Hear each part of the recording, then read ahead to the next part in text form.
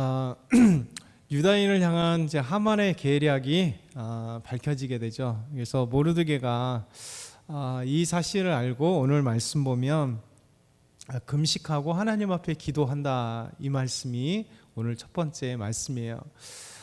누구에게나 위기는 닥치는 것 같아요. 이들도 바벨론에 끌려간 것 자체가 사실 위기였지만 그래도 바벨론 자체의 그 정책들이 뭐냐면 포로로 끌려와도 노예가 아니에요. 노예가 아니라 그들의 모든 신분을 그대로 유지해 줍니다. 그래서 얼마든지 사드락과 메삭과 아벳느고처럼 유대에서도 그들은 똑똑한 사람들이었고 그래도 뭐 제사장의 가문이라든가 왕가의 가문이라든가 큰 가문의 자녀들이었어요. 그들이 얼마든지 그들의 실력과 능력대로 이렇게 출세하는 그런 일들이 바벨론에는 인정되었습니다.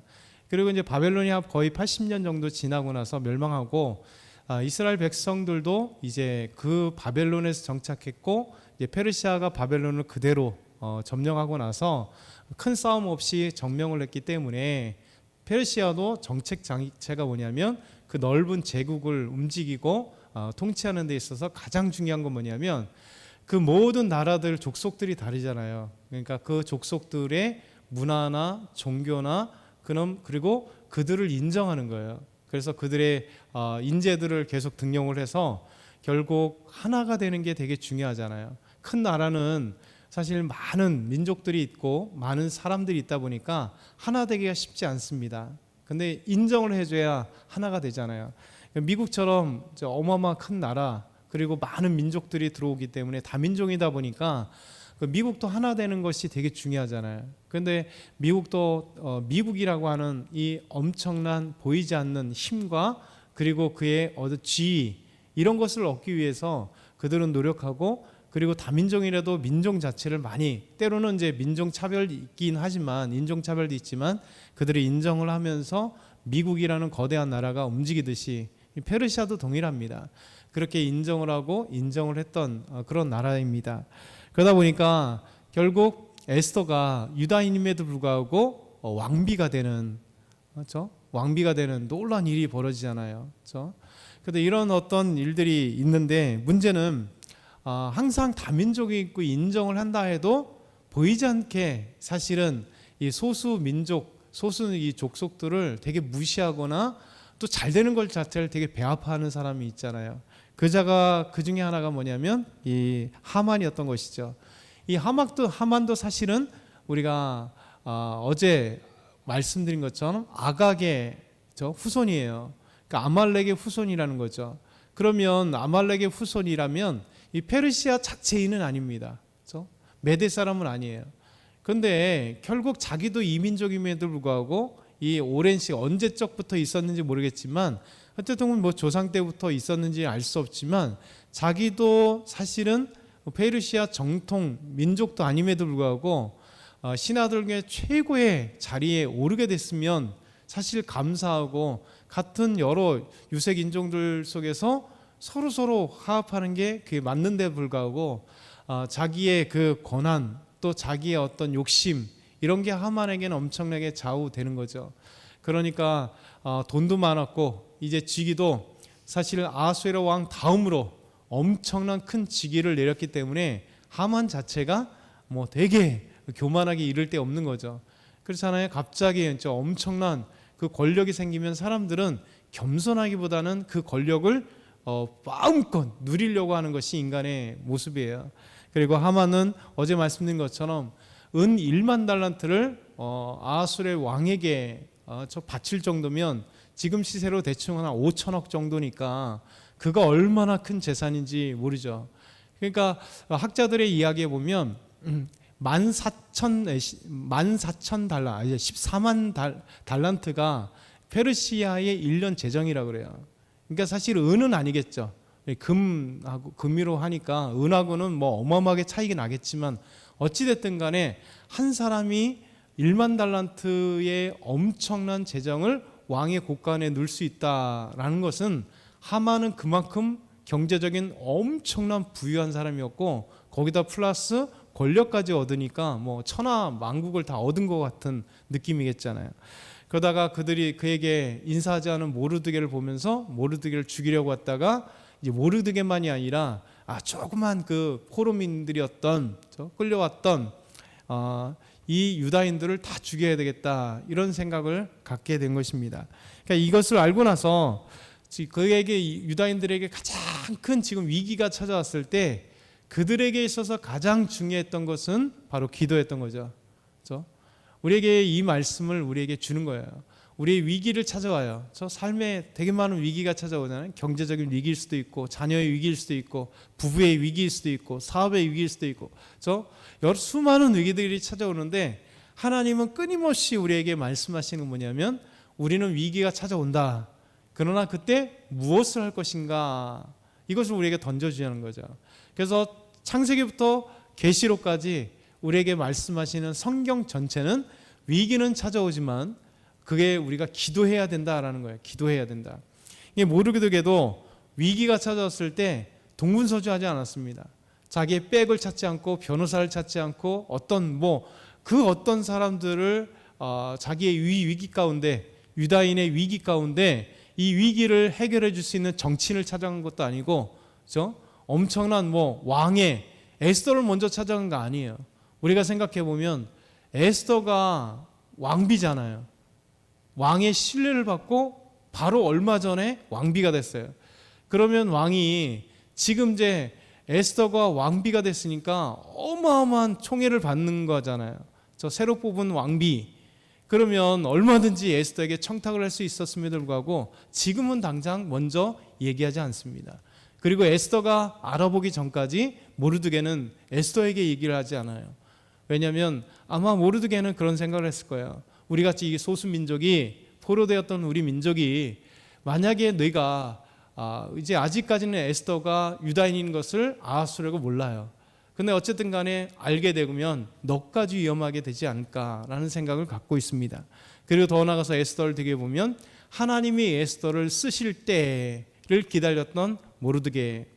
그러면서 모르드게가 먼저 무엇을 하냐면 가장 그런 사람을 움직일 수 있는 쉬운 자리를 움직인 게 아니라 하나님께 금식하며 애통하며 기도했다는 거예요. 오늘 말씀 보면 1절부터 3절에 보면 이런 말씀을 하죠. 같이 한번 읽어볼게요. 시작. 모르드게가 이 모든 일을 알고 자기의 옷을 찢고 굵은 베옷을 입고 재를 뒤집어 쓰고 성중에 나아가 대성통곡하며 대궐문 앞에까지 이르렀으니 굵은 베옷을 입은 자는 대궐문에 들어가지 못함이라. 왕의 명령과 조서가 각 지방에 이름에 유다인이 크게 애통하여 금식하며 울며 부르짖고 굵은 베옷을 입고 제 누운 자가 무수하더라. 아멘. 모르드게가 한 행동이 있습니다. 이 말씀을 보면 다니엘과 비슷해요. 그렇죠? 다니엘이 서책을 딱 읽는 순간, 예레미야서를 읽는 순간 하나님께서 70년 만에 돌아오리라고 하는 이 놀라운 메시지를 듣고 너무나 감격한 나머지, 그렇죠? 죄를 뒤집어 쓰고 베옷을 입고 하나님 앞에 간절히 기도했던 거죠.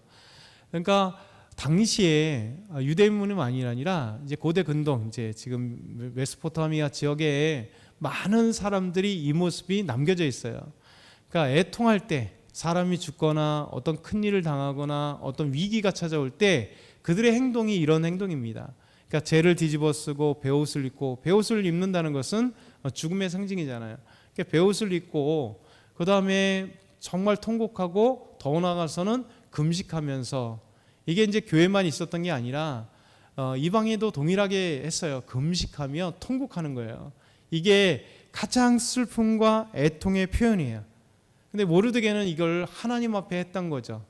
금식하면서, 죄를 뒤집어 쓰면서 베옷을 입고, 그러면서 성중에 나가서, 성중에서는 이 대성통곡을 할 수 없었던 거예요. 그러니까 성 밖에 나가서 홀로 대성통곡하며 하나님 앞에 부르짖는 거예요. 근데 신기하게도 여기 말씀 보면 여호와께 부르짖었다, 하나님께 부르짖었다, 하나님께 기도했단 말이 없어요. 에스더를 이해를 해야 됩니다. 에스더는요, 에스더 전체 1장부터 마지막 장까지 여호와란 말이 한마디도 없습니다. 하나님이란 말이 한마디도 없어요. 신기하죠? 성경 말씀인데 성경이라고 인정되는 유대인들도 저 예수님 당시에도 에스더가 하나님 말씀으로 인정됐는데 에스더에 보면 여호와 하나님에 대한 이름이 한마디도 등장하지 않습니다. 하나님이란 이름도 하나도 등장하지 않아요. 그리고 기도했다는 얘기가 기도가 없어요. 구하라 이 말이 있는데 이 구하라도 모르드게가 에스더에게 나가서 왕에게 구하라는 얘기예요. 그러니까 하나님께 기도하라는 얘기가 없어요. 구하라는 얘기도 없고 기도하라는 것도 없어요. 그러니까 오늘 성경 말씀으로 기억한다면 지금 모르드게가 자기 옷을 찢고 굵은 베옷을 입고 죄를 뒤집어 쓰고 나가서 성 밖에서 대성통곡했다는 것은 이 하나님 여호와 기도라는 말이 없어도 이미 그 안에 깔려 있는 게 뭐냐면 하나님께 대성통곡하며 기도했다는 거예요. 금식하며 기도했고 하나님 앞에 정말 슬픔의 표현을 간절히 지고 기도했다는 것을 우리가 먼저 생각을 해야 돼요. 성경에는 그 말이 여호와 하나님 기도가 없지만 이 성경 자체에 깔려 있는 것은 하나님의 인도하심, 하나님의 보호, 하나님의 승리, 하나님이 이스라엘 백성들을 특별히 모르드게와 에스더를 세우시고 유다인들을 살리신 하나님의 놀라운 일들이 전제로 깔려 있는 것이죠. 그러면서 이제 대궐 밖에 나가서 울었어요. 대궐 안에 들어올 수 없습니다. 이렇게 통곡하면 잡혀가요. 페르시아의 제국에 무엇인가 하면 대궐문을 지키는 자가 통곡하고 있다? 이건 문제가 있는 거예요.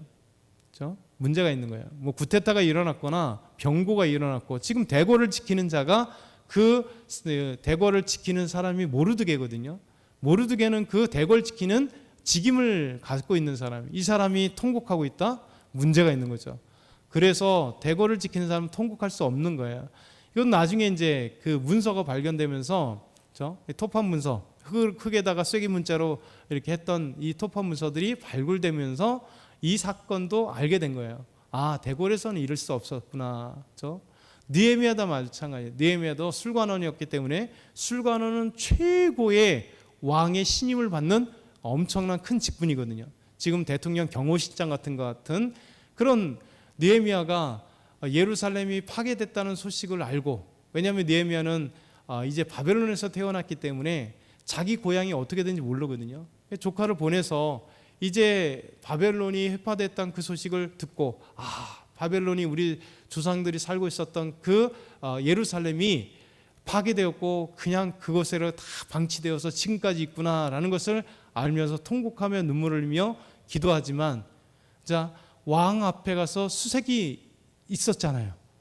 그러니까 왕이 얘기를 하며 너에게 여태까지 수색이 없거든, 얼굴에 수심이 가득한 얼굴이 없었거늘 왜 그러냐. 왜냐하면 페르시아나 바벨론의 그 내용이, 특별히 페르시아의 그 법이 뭐냐면 왕 앞에 수색이 있으면 안 돼요. 왕 앞에 수색이 있다는 것은 금방 얘기했던 구테타가 일어났거나 일으키거나 어떤 음모를 꾸미는 이야기예요. 그래서 문서에 발견되면서 성경이 뒷받침된 거예요. 왜 수색이 있는데 그 총애를 받는 느헤미야가, 술관원인 느헤미야가 왕 앞에 수색이 있을 수 있지. 그래서 그렇게 총애를 받으면 왕이여, 대왕이시여, 제가 사실은 우리 조상이 살고 있었던 이 예루살렘이 회파되었습니다. 이걸 어떻게 할 수 있을까요? 좀 도와주십시오. 이렇게 얘기할 수 있잖아요. 얼마든지. 근데 법 자체가 그렇다는 거예요. 법 자체가. 페르시아의 법 자체가 수심 있으면 바로 잡혀가서 처형을 당하거나 아니면 끌려가서 신문을 받게 돼 있어요. 너 도대체 어떤 음모를 꾸몄느냐. 더더군다나 느헤미야가 술관원이잖아요.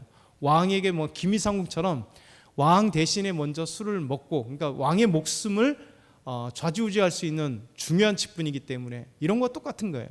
모르드게도 성을 지키는 사람이기 때문에 통곡하면 그냥 잡혀 들어갈 수 있는 거죠.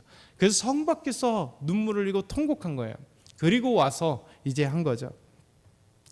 왕의 명령과 조서가 이제 각 지방에 엄청난 120도라고 하니까 엄청난 지역에 전달되면서 유다인들이 이 사실을 알게 됩니다.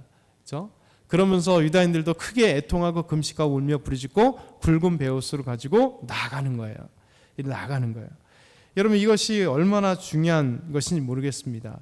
바로 우리 삶 가운데 위기가 찾아올 때 무엇을 해야 되는가? 여기에서 우리에게 가장 간단하지만 가장 중요하고, 그리고 우리가 해야 될 것, 바로 하나님 앞에 그 무엇도 아닌 에스더 왕비의 어떤 실력 행사도 아니고, 어떤 정치인을 찾아가는 것도 아니고, 그렇죠? 어떤 것도 아닌 먼저 하나님 앞에 눈물 흘리고 통곡하고 기도하고 정말 하나님 앞에 나아가야 되는 것, 이게 하나님께서 우리에게 던져주시는 놀라운 단 한 가지의 진리예요. 그래서 오늘도 이 말씀을 우리가 생각했으면 좋겠습니다. 기도밖에 없다. 기도밖에 없다. 우리 하나님이 하실 일은 하시지만 우리가 해야 될 것은 그 하나님의 일하심을 기대하면, 우리 삶 가운데 위기가 찾아왔을 때 기도밖에 없다. 그러면 하나님이 모든 것을 다 하나님이 해결해 주시고, 지금 눈에 보이지 않은 것 같지만 반드시 해결하시는 하나님의 역사를 우리가 체험하는 것, 성경을 통하여 우리가 이것을 교훈받고 오늘도 기도하는 거예요. 오늘도 저와 여러분이 하나님 앞에 간절히 기도하며 승리하길 소망합니다. 사랑의 하나님 아버지, 감사합니다. 위기가 찾아올 때 우리도 기도하게 하여 주옵소서. 간절히 금식하며 간절히 하나님 앞에 매달리며 하나님의 행하실 것을 기대하며 오늘도 저희 모두가 승리하게 하시고 온 성도들이 하나님 믿음 안에서 승리하는 저희 모두가 되게 하여 주옵소서. 예수 그리스도의 이름으로 기도드리옵나이다. 아멘.